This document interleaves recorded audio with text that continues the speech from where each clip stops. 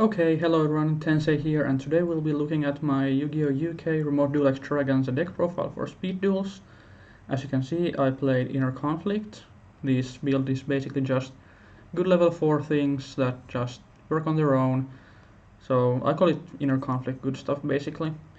But yeah, let's go through the list. Get these out of the way for now. So we played 2 Kaiser Glider and 1 Shinzo.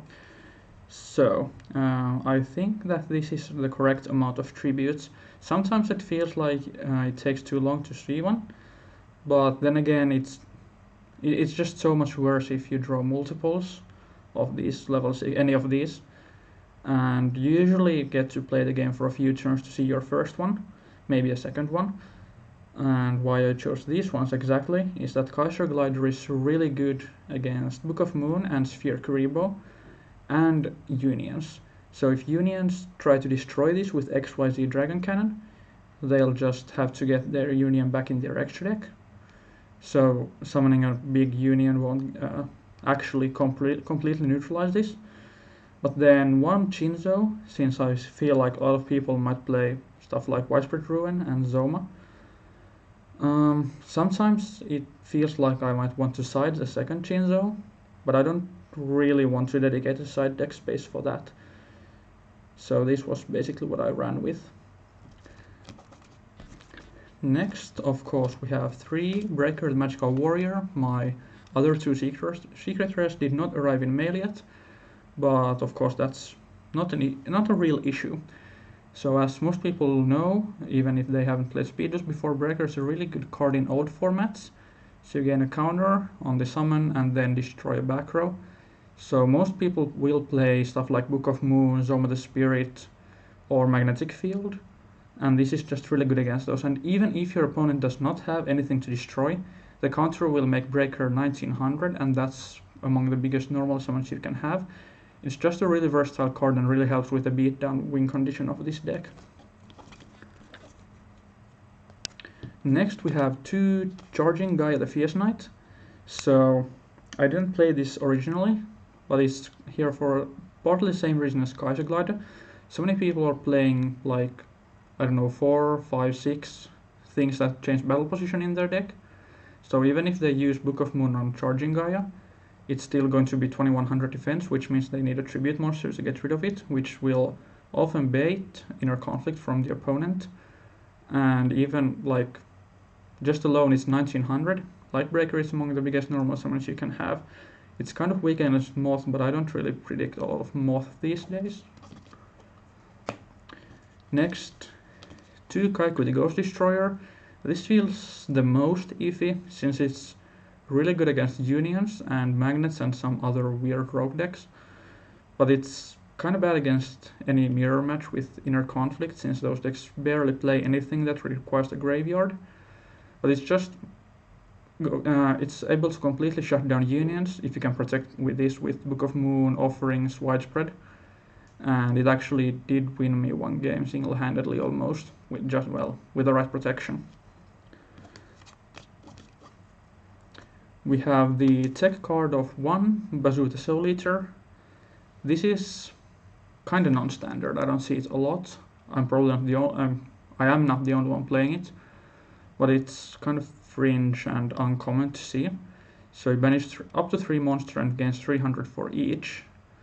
This lets it gain 900 attack at most, which lets it actually beat over Shinzo, Dark Ruler, Hades, or Grandmorg, or Clawslash.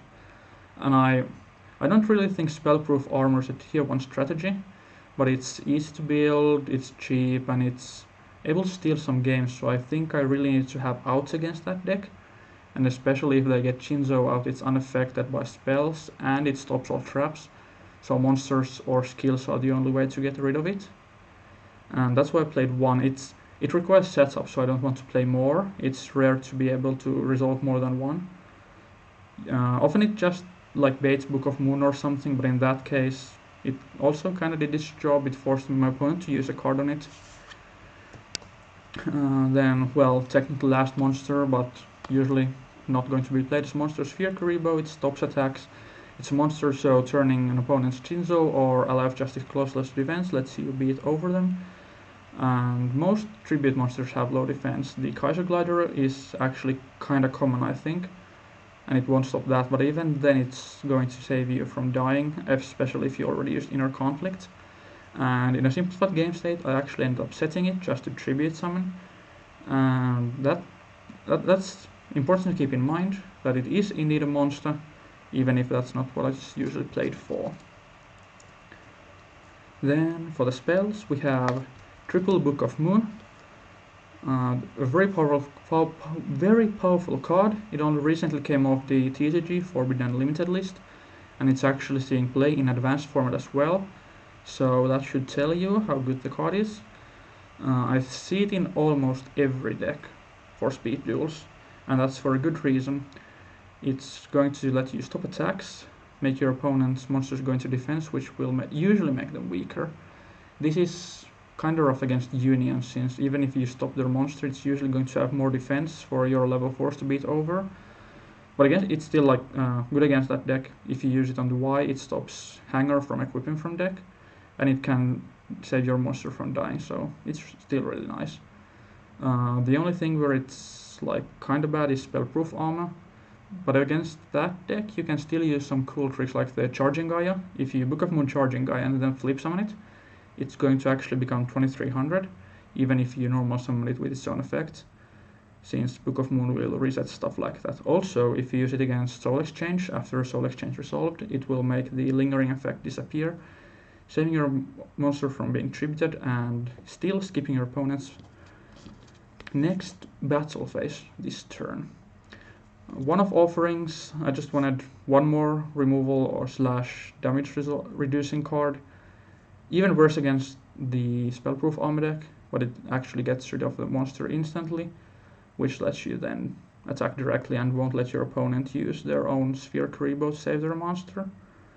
Also, if they use Book of Moon, you'll still lose the next draw phase, so that's really rough, which is why I don't want to play more than this one copy. One Cosmic Cyclone, yeah, it feels like a random one-off, but it's here to basically support Breaker. With Breaker you already have 3 other cards to remove Backrow, so I think the one Cosmic Cyclone is enough. For traps we play 2 Widespread Ruin. This is maybe a little greedy at times. There are lots of people playing Breaker or, well, maybe Grand Morgue. Some people are playing it. I don't think it's played that much, but yeah, it's just not chainable like the other cards. Will lose to a lot of removal, but it's like a free 1-for-1 will save you from damage, and sometimes even better if you can destroy something they tributed for, like a Kaiser Glider. It's going to be a lot worse if you're expecting a lot of Shinzo, but even against the Spellproof Armor deck, they usually can't bring out Shinzo in one turn, and this will neutralize a Closeless that's unaffected by spells. So overall I think it's nice, but you'll have to consider how much Backrow removal there is in the format. Inner Conflict, pay half, take control of monster, it's really versatile. The extra deck is 1 Arcane Knight Joker, 1 Rue Senshi, Meteor Black Dragon, Blue Eyes Ultimate Dragon, Alligator Sword Dragon, and Thousand Eyes Restrict. I am playing Waking Dragon, but I would play these in any deck just to bluff for the chance that I might have Waking. Usually it's going to be these 2, rarely the Thousand Eyes Restrict. The other ones are here just for like filling in. I don't think I've ever summoned Alligator Sword Dragon, but it could come up in some weird game states. And Blue Eyes Ultimate Dragon is the biggest monster you can have, so I don't know. These 2 are really nice though. Ryu Senshi stops Book of Moon and Widespread. Arcane Knight Joker can stop Book of Moon while being a 3800 beater, getting rid of something like Moth or XYZ Dragon Cannon. And yeah, Waking is nice. Finally, for the side deck, the before mentioned Waking. I was main decking this before, but I don't know, it's just really bad against Spellproof Armor usually. They rely on the skill that's going to stop Book of Moon and Offerings or Soul Exchange, and Jinzo will usually stop traps, not to mention that traps are usually not that common. So they don't tend to play Backrow removal really. And Magnet Warriors are kind of popular, I think, and it's just going completely against them most of the time. They might play Dust Tornado, but at that point you might just already be too far behind in card advantage when they get that far if you didn't stop the magnetic field. But against any deck with Breaker or Unions, I think it's fairly easy to resolve. So that's why I want to side deck it, just for the possible chance of bringing out beaters like I showed before. 2 Lost Wind, sided against Unions, really good card. It's also nice against some rogue decks like Viral Despair, Relinquished, well, not really Blue Eyes. Anything that special summons. Not really good enough to main deck since Inner Conflict decks are still tier 1 and it's mostly useless against those decks. Oh, and Moth, yeah. Moth also becomes dealable at 1750. And against Unions you actually get extra value by resetting it. I think it's absolutely mandatory to play this in your side deck. Maybe if you play Diffusion you can get away with not playing this, but you need to play something against Unions. Next we have Solitary Sword of Poison and Sphere Kuriboh. So these go in against Spellproof Armor.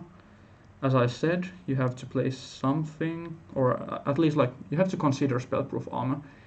It's not tier 1, but if you don't just pay any attention to it, you'll just lose to it since your Book of Moons and stuff are dead. Solitary makes your Breaker 3200, and after you use its effect, you can quite safely attack, and since Spellproof Armor can't even play Sphere Kuriboh, you kinda know when's the best time to use Solitary Sword. And Sphere is here just to replace a Book of Moon or an Offerings and change Claw Slot or Jinzo to defense, so they're more easy to deal with. And finally, Nobleman of Crossout against any stall deck or Apprentice Magician versions of Inner Conflict. Not every deck really sets that consistently, or if they do, they kinda bricked, so I don't want to main deck this card, but it's really powerful against any flip effect, of course, or even, well, if you banish a Zombina, that means they will get summoned from the grave, but they can't use Haunted Shrine to revive the Zombina anymore. So yeah, I like the Nobleman of Crossout. The event was technically 8 people, but since it took so long to happen, half of the people actually just like no-showed round 1. So that was a free win for everyone. And then for the technical second round I played against Unions. Game 1 was more close. Game 2 my opponent bricked, so I just attacked and he couldn't do much with 2 Z metal tanks in hand. So that was unfortunate. And for the final round I played against the Spellproof Armor deck, and luckily I had actually prepared quite heavily for that matchup and I knew exactly how to deal with it. So that was quite easy to deal with this build. Yeah, final thoughts. I think some form of Inner Conflict is the best one for this format, although XYZ Dragon Cannon is just barely weaker. Just barely. Like, I would definitely pick some Inner Conflict build, but if you think that you want to play Unions, it's a really powerful deck, and I think it can often beat this deck. It's just slightly favored for Inner Conflict. But yeah, I hope you guys like this, and if you have any questions about my choices or anything that I didn't remember to mention this deck profile, go ahead and comment and subscribe. I'll try to upload more deck profiles and gameplay videos. Anyway, I hope you guys all the good luck, and Tensei out.